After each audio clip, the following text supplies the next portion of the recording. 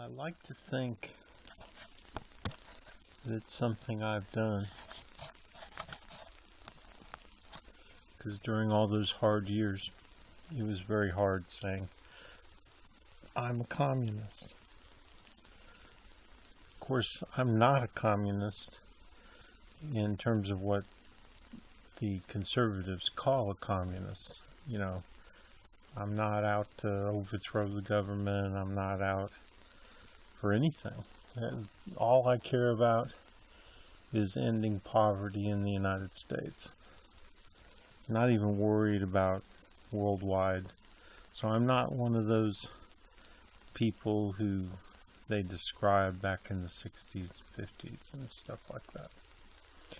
And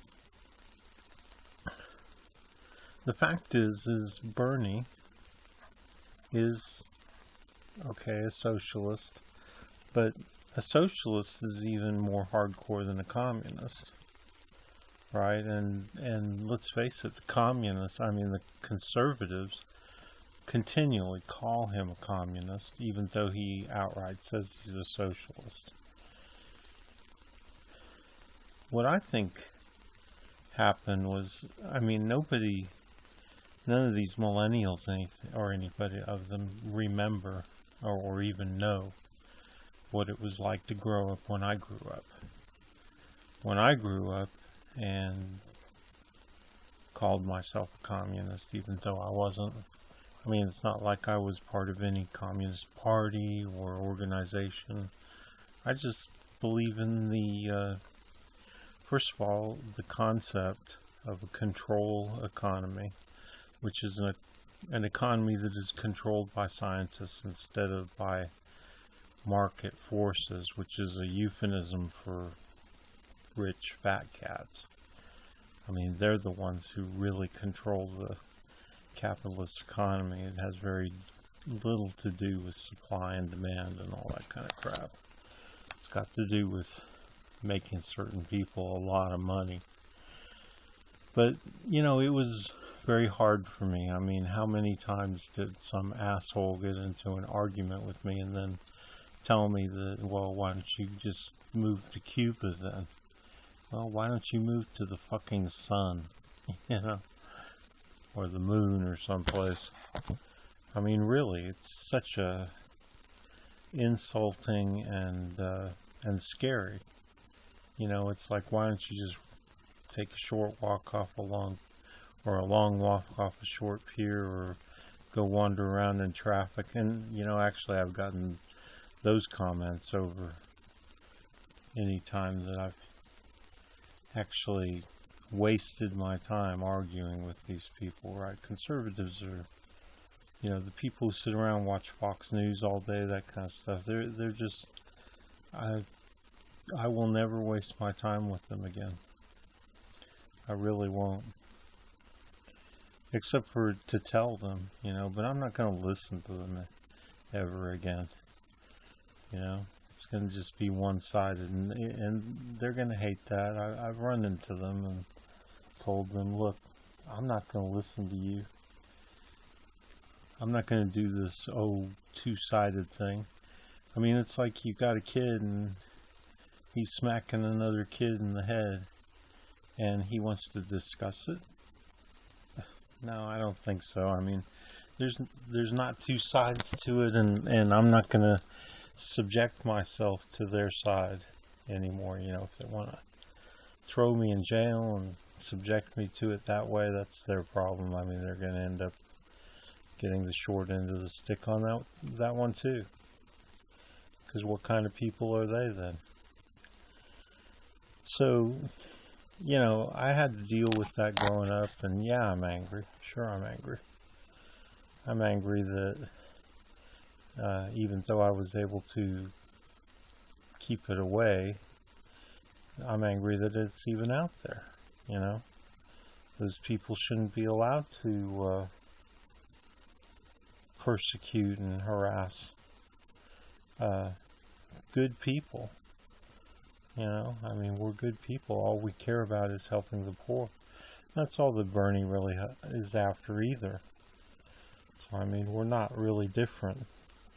whether you want to call us communists or not. But what is amazing here, and let's look at, here's Bernie. And maybe we'll listen to a little bit what Secular Talk or whoever this is. This might be the Humanist Report, whatever they have to say about it. But the fact is Bernie's a rock star. And why? Why is Bernie a rock star? I mean, if he's basically a communist, at least as far as, like, I'm a communist, then why is he a rock star? I mean, look at when he should, and amongst kids. So what I'm thinking is while there may be some of that, you know, hysteria, that red baiting stuff around still, something's happened. I mean, these kids, and I think what's caught on is my idea that communism is just about getting rid of poverty. And I think that's a powerful message, huh? I mean, even if you're Christian, you got to say, well, didn't Jesus say that we are judged by how we treat the least of those amongst us? At least that's the idea that's attributed to him. You know, and that's why I call myself a religious person, but I'm only religious in terms of my own religion. I believe in a God, but it's not, you know, a guy in a white robe with a long beard and sandals. No, my God is something far more sophisticated. And it's not it may be a kind of an entity in the end. It's hard to explain. Anyway, if you want to learn about my ideas on God and stuff, if I haven't already done a segment, I'll do a segment. And I have my own church. It's called the House of Jesus. It's got nothing to do with Christ. It doesn't consider Jesus to be any kind of magician, or doesn't even acknowledge that Jesus definitely did exist. What it does is it kind of gathers together all of the important ideas that are attributed to Jesus, like the one I just mentioned about treating people well, you know, and you know, maybe interpretations of turning the other cheek. I don't believe in just standing there and letting somebody beat you to death. But anyway, maybe I'll get into that someday. But the fact is, Bernie's a rock star. I mean, I don't know what's up here with, these are all the kids coming out in Washington, D.C. about gun control, and Bernie made a surprise appearance, so let's have a look.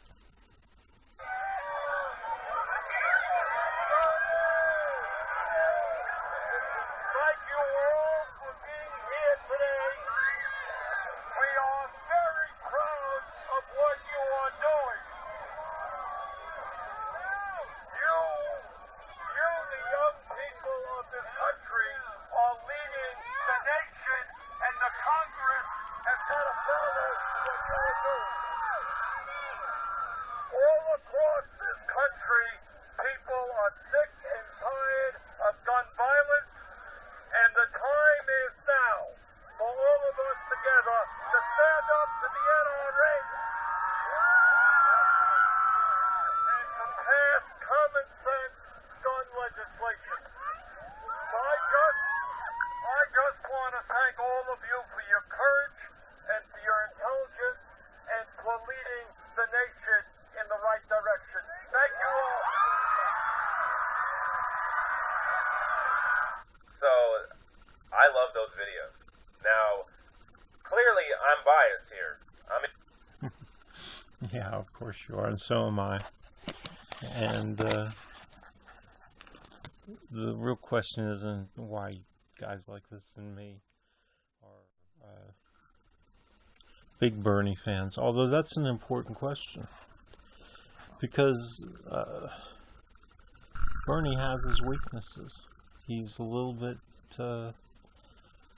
too democratic establishment, you know. And we have to deal with that. Because we can't let the establishment get that wedge in every time. You know, every time we get somebody together, the establishment gets its wedge in, gets its foot in the door.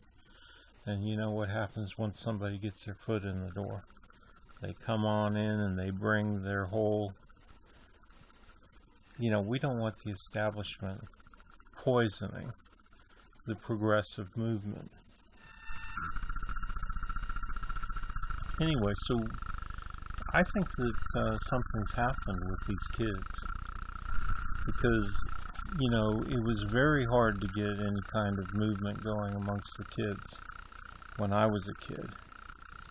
And part of it was that there really wasn't, to their experience, from their experience, there wasn't anything wrong. I mean, if you grew up like I did, all white, everything was white, there was hardly ever a black person around. And, well, things were pretty good for most of the white people. So I think that, you know, them keeping it good and then making sure that whites were the only ones who really made it to the vote, to the polls when there was an issue. And of course the issues were all about them and keeping them warm and cozy. So, you know, kids grew up, I mean, we grew up segregated. We grew up in an apartheid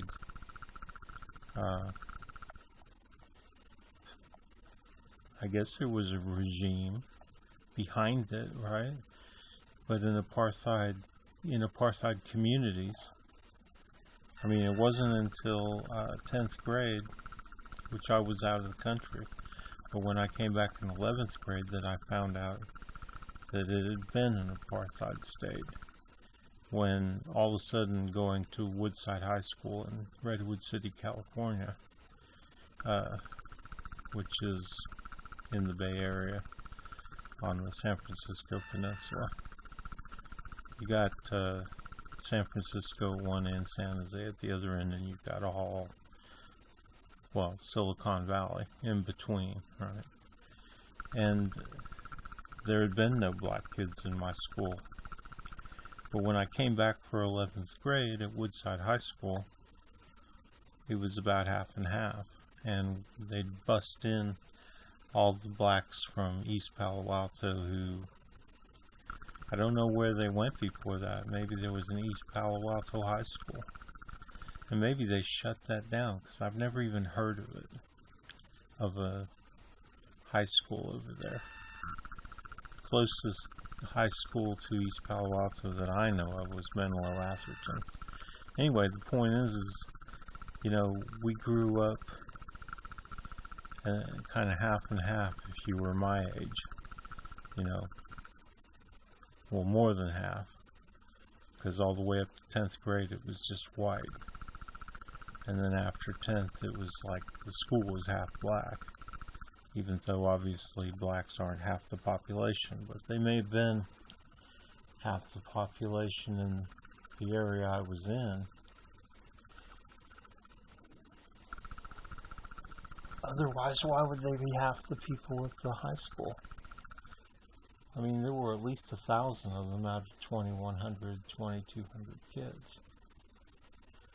And, you know, I talk about them like that because that's the reality of what we were experiencing.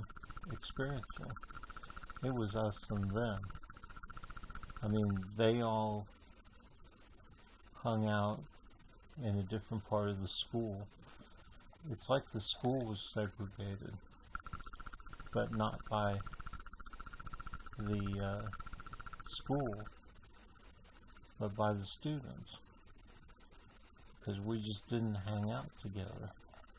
You know, just busing them into the school didn't change the fact that we didn't know any of them and they didn't know any of us. Now, it was a great thing that it was done, because over years we got to know each other. Some of us did. But the experiences were bad too, because they were very poor, and most of us were considerably rich. So a lot of times they would rip off the white kids, right? I mean, let's be honest. I mean, this is 1970s in the Bay Area. So of course there were drugs, and I know I got ripped off, got stiffed, you know. And what would have been good black friends, of course, became not good black friends.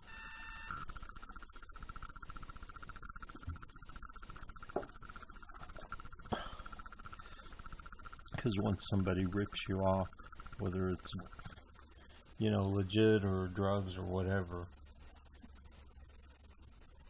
well, of course your relationship goes down the shitter. So I never had a good relationship, because in 10th or in 11th grade there were only 2 or 3 black people that came into contact with me, and like I say, one of them ripped me off. The other one was just too crazy, and if there was a third one, I don't remember who it would be. Still very segregated.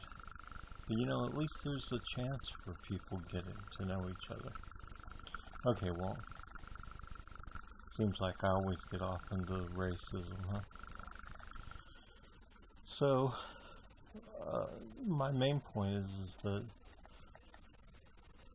there seems to be a resurgence of, you know, socialism, communism, whatever you want to call it.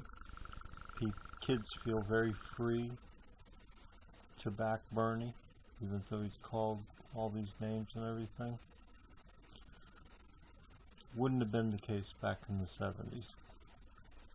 They would have put enormous pressure on us over support of Bernie and support of the progressive movement. I mean, I'm not saying they're not doing that, but it would have been flat out like attack, like a McCarthyism type attack.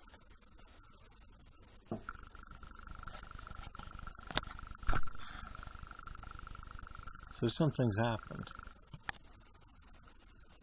I sure hope we, you know, bankroll this, that we make sure that all these young kids don't. I mean, let's face it, the hippies all just became, you know, went to work on Wall Street and stuff, and the hippie movement fizzled. Let's hope the progressive movement doesn't fizzle like the hippie movement did.